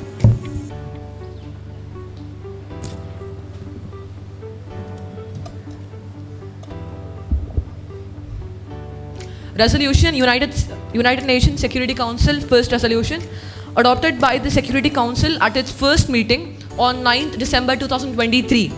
The Security Council, reaffirming the purposes and principles of the Charter of the United Nations, recalling that all parties to conflicts must adhere to their obligations under international law, including international humanitarian law and international human rights law, stressing that international humanitarian law provides general protection for children as people taking no part in hostilities and special protection as people who are particularly vulnerable, and recalling that the taking of hostages is prohibited under international law. Expressing deep concern at the humanitarian crisis at Gaza Strip and its grave impact on its civilian population, especially on the disproportionate effect on both women and children that are being innocent, and impact faced due to shortage of medical supplies, such as the substantial services including fuel, medication, water. Deeply regretting the disruption of access to education, which affects innocent Palestinian children and has brought dramatic impact that would also bring lifelong effects on their physical and mental health respectively. Having considered the 1949 armistice agreements that was signed by Israel and Egypt, Lebanon, Jordan and Syria to end the hostilities of 1948 Arab-Israeli war, and demarcated the Green Line which separated Jordanian annexed West Bank and Egyptian occupied Gaza Strip from Israel. Further, having considered the United Nations partition plan for Palestine that clearly delineated the boundaries between the two states vis-a-vis West Bank and Gaza Strip from Israel, and also called for an economic union between the proposed states and the protection of religious and minority rights. Commending the previous efforts of peace initiatives and just solutions taken between the states and the ongoing efforts of several regional and international actors, both public and private, to address the hostage and the humanitarian crisis. Approving displacement of the civilian population to Egypt temporarily under Gaza Strip can clearly accommodate Palestinians by balancing an economic growth, managing nuclear waste, possessing access to water, electricity, fuel, food and medical supplies. Operative clauses. First, demands that all parties comply with obligations under international law, including international humanitarian law, notably with regard to the protection of the civilian population, especially children. 2. Calls for an immediate and unconditional ceasefire and release of all hostages held by Hamas and other groups involved in the conflict, especially children, in order to prevent further loss of life and facilitate the delivery of humanitarian assistance to affected populations. 3. Calls for urgent and extended humanitarian pauses and corridors throughout the Gaza Strip for sufficient number of days to enable access for the United Nations humanitarian agencies and their implementing partners such as the International Committee of Red Cross and other humanitarian organizations to facilitate the continuous, sufficient and uninterrupted entry of essential goods and services important to the well-being of the civilian population throughout the Gaza Strip, including water, electricity, fuel, food and medical supplies. Calls on all parties to refrain from depriving the civilian population in the Gaza Strip of their basic services and humanitarian assistance that are indispensable for their survival with respect to humanitarian law, and calls up for scaling of such supplies to meet the humanitarian needs of the civilian population, especially children. Urges all parties to engage in direct and meaningful negotiations with the aim of achieving a comprehensive and just two-state solution based on the borders of June 4, 1967, and with East Jerusalem as the capital of the Palestine, living side by side in peace and security with Israel, and strongly encourages the international community, including regional organizations, to support the negotiation process and contribute to the economical and social development of the region, with the goal of creating conditions conducive to the lasting peace. Solemnly affirms the member states to provide financial and technical assistance to support the implementation of the two-state solution and reconstruction efforts in the region, and the international community to establish a trust fund to support the economic development and reconstruction of the Gaza Strip with contributions from both public and private sources. Requests the Secretary General to report orally to the United Nations Security Council on the implementation of this resolution on the situation and to monitor the peace negotiations and its progress made, or to appoint a special envoy to do the same. Recites to remain seized of this matter. Thank you. Thank you, Delegate. We will now look furthermore for this issue. Thank you. Are there any amendments for this resolution? Yes, Japan. The delegate of Japan would like to suggest a condominium in the area of Jerusalem as it holds both importance to Palestinians and Israelis. Condominium basically means that it is a shared place between both the countries, like both the countries rule the area. Yeah, thank you. Are there any other amendments? Seeing none, Israel, the amendment raised by Japan, is it friendly or unfriendly? Unfriendly. Friendly. Since it's unfriendly, we will now take this to voting. All those who are favored to this resolution, please raise your placards. All those opposed? This makes a simple majority and this resolution passes. And this amendment fails. Are there any points of motion in this floor? Yes, Sri Lanka. To raise a draft resolution regarding the poverty in Sri Lanka. Thank you, Delegate. Let me read the draft resolution to check if there are enough sponsors and signatories. Delegates, we have received one draft resolution from the delegation of Sri Lanka. The draft resolution is ready to be introduced. A motion to introduce the draft resolution of Sri Lanka conflict has been raised. The motion does not require seconds nor a vote and thereby passes automatically. The delegate of the resolution, please read out the resolution.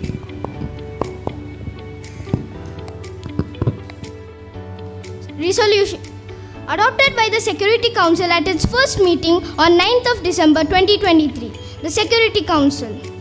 Preambulatory clauses. Deeply concerned with 40% of the population that are in extreme poverty, even though there has been progress in reducing poverty and hunger in Sri Lanka. This progress is far behind the targets. Realizing that the cause of poverty are lack of education, health issues, extreme hunger, conflicts, economic turmoil, and lack of resources. Bearing in mind the previous efforts that the United Nations has taken in order to facilitate the eradication of poverty, such as the third United Nations decade of 2018 to 2027 for the eradication of poverty, emphasizing the importance of promoting and advocating education for all people and reducing disparities in living standards to achieve sustainable development. Noting that education is a key factor in uprooting poverty and providing future generations with better profitable jobs. Reforming the importance of job opportunities in order to continue the growth of economic power. Number 1, I urge all development actors that to level up to continue their efforts to seriously pursue the objective of poverty alleviation. Number 2. Devise policies aiming at development of small and medium-sized companies, which are key factors in creating jobs and generate revenue and tax. Number 3. Further recommendation of renewable energy sources such as hydro and solar power to provide reliable low-cost energy for rural communities. Number 4. Suggest formation of committee that guides in providing stipend families to below the poverty line who are in education program and offers a high incentive for people to attend the school. Number 5. Express the importance of establishing camps to provide shelters for citizens that do not have access to safe house. Calls upon the US bodies and developed countries for more funding to address the current economic crisis. Thank you, Delegate. We will look furthermore for this issue. Are there any amendments for this resolution? Seeing none, this draft resolution passes. Are there any points of motion in this floor? Yes, Japan. The delegate of Japan would like to raise a motion for draft resolution on the topic of China-Japan cyber security issues. Delegate, please let me read the draft resolution to make sure there are enough sponsors and signatories.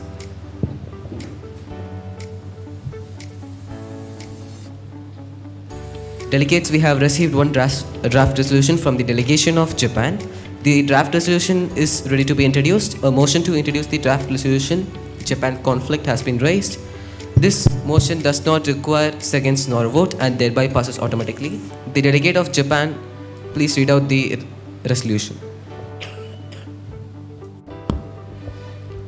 Adopted by the Security Council at its first meeting on 9 December 2023, the Security Council, reaffirming the purposes and principles of the United Nations Charter, recognizing the evolving cyber threats and increasing significance of cyber security in the world, expressing concern on the alleged state-sponsored cyber attacks against Japanese companies carried out by organizations such as Black Tech, aware of the necessity of tackling cyber issues in order to preserve world peace and security, welcoming efforts made by international community to enhance their resilience against cyber threats, noting the necessity of promoting collaboration between private and public sectors in order to counteract the cyber threats. Number 1. Condemns the state-sponsored cyber attacks against Japan that organizations such as Black Tech have carried out, acknowledging that such actions pose a threat to global security and peace. Number 2. Requests that Chinese government look into any state-sponsored cyber attacks by Black Tech against Japanese companies, stop them right away and bring those responsible for them accountable. Promotes the creation of an international community of experts to look into these state-sponsored cyber activities. Number 4. Urges Japan to create and execute stronger cyber security measures, working with partners among other things to defend its vital infrastructure. Number 5. Requests that the Secretary General keep an eye on the developments of the investigations and the steps that China and Japan have taken in response to this resolution and report it to the security. Encourages member states to continue their collaboration and open communication within the framework of the United Nations Security Council with a commitment to assess, discuss progress in addressing and preventing cyber attacks. Thank you. Thank you, Delegate. We will look more forward for this issue. Are there any amendments to this resolution? Yes, China, followed by India. Japan stated that China should make an endeavor to reduce the Chinese companies hacking into Japanese servers. The Chinese government will put effort to reduce this. The delegation of China would like to make an amendment for the Japanese government to do the same. India? Okay, seeing none. Let me read out the draft resolution to make sure that there are enough sponsors and signatories.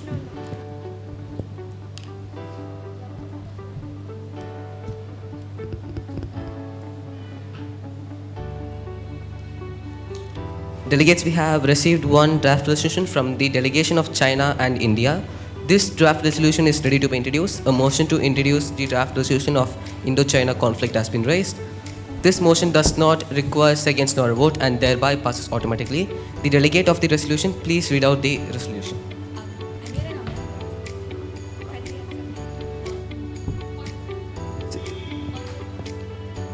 parliamentary Yes. procedure. Actually, the previous draft resolution wasn't passed, and her amendment wasn't considered.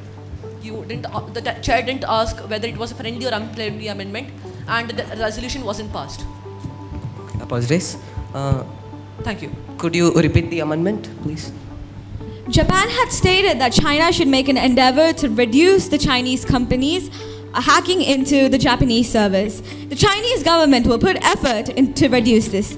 The delegation of China would like to make an amendment to request the Japanese government to do the same to reduce the Japanese companies hacking into Chinese servers. Thank you, Delegate. The delegation of Sri Lanka. Sorry, Japan, is this friendly or unfriendly? Friendly. Are there any points of motion in this floor? Yes, India. Motion for the draft resolution regarding the Indo-China border dispute. Thank you, Delegate. Please let me read out the draft resolution to make sure there are enough sponsors and signatories. Delegates, we have received one draft resolution from the delegation of India and China. The draft resolution is ready to be introduced. A motion to introduce draft resolution Indo-China conflict has been raised. This motion does not require seconds nor a vote and thereby passes automatically. The delegate of the resolution, please read out the resolution.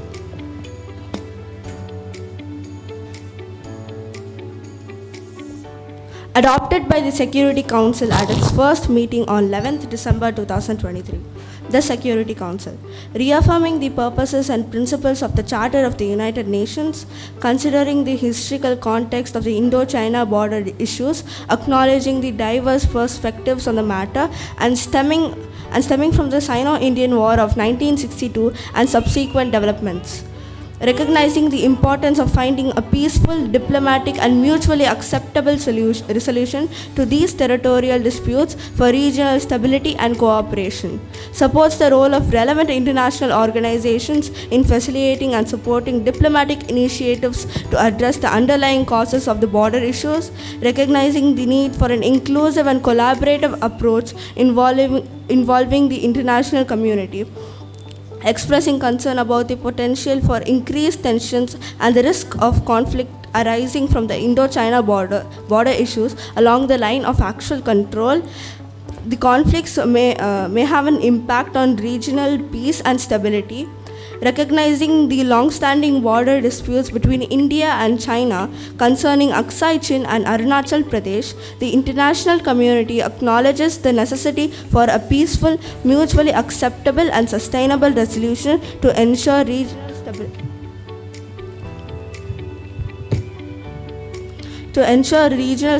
And prosperity, emphasizing the need for a constructive dialogue and cooperation between India and China to address these long-standing issues in accordance with the international law and principles of sovereignty and territorial integrity.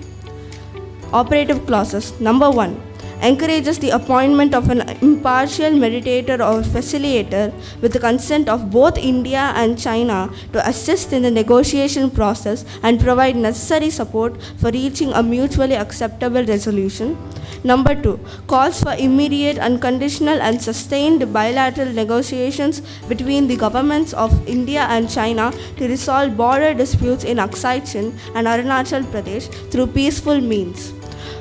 Number 3. Urges both India and China to abide by the existing agreements, protocols and confidence-building measures to contribute to maintaining peace and stability in the region. Number 4. Reaffirms the importance of regional stability and cooperation, emphasizing the shared responsibility of all nations in maintaining peace and security in the region. Number 5. Recommends increased transparency and communication between India and China, including the sharing information regarding military deployments and activities along the border to prevent misunderstandings and miscalculations.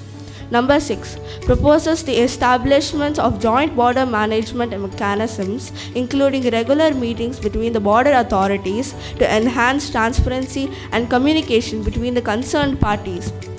Number 7. Resigns to remain seized of the matter. Thank you. I would like to yield the time back to the chair. Thank you, Delegate. We will look furthermore for this issue. Are there any amendments to this resolution? Yes, Pakistan.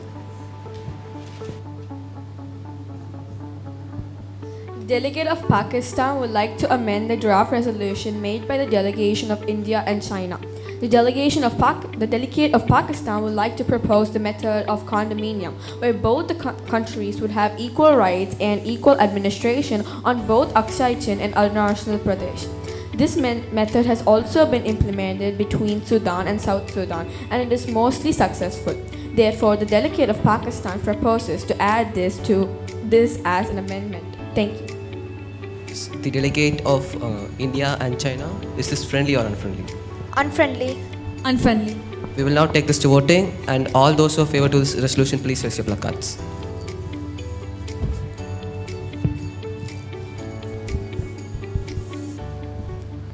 Those who oppose?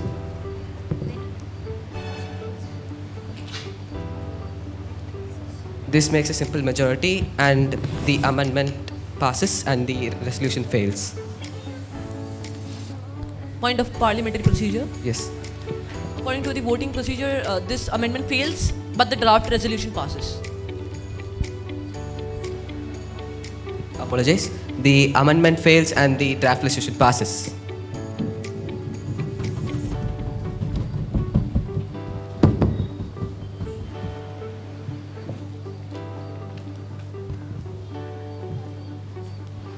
From hereafter, no delegates are allowed to pass notes. Are there any points of motion in this floor? Yes, Afghanistan. The delegation of Afghanistan would like to adjourn the committee session. Thank you, delegate. This is in order. All those who favor in adjourning the debate, please raise your placards. All those who oppose? This makes a simple majority and this motion passes. And before adjourning the debate, I request the rapporteur to recap the committee session.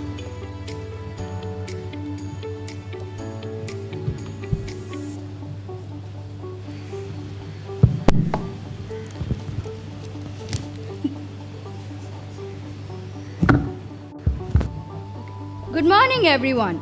I, as the rapporteur, will summarize the MUN meeting that just took place.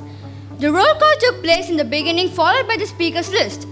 After the speakers list, Israel raised a moderated caucus regarding the Israel-Palestinian war.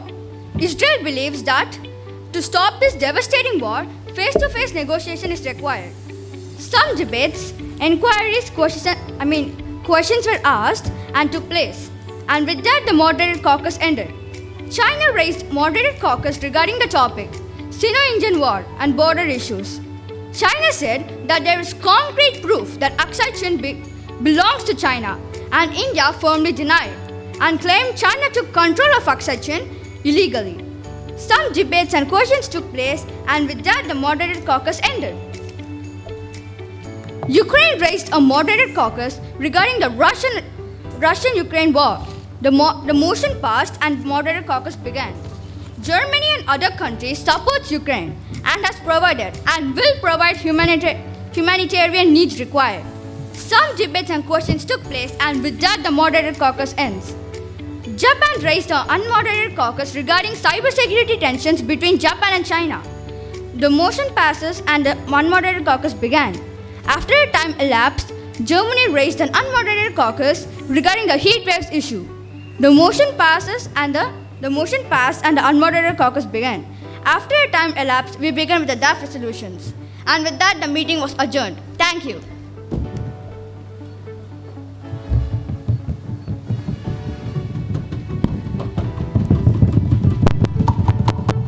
Thank you, delegates. The meeting has been adjourned. I request our chairman, sir, and correspondent ma'am to read out the draft resolution and the position paper.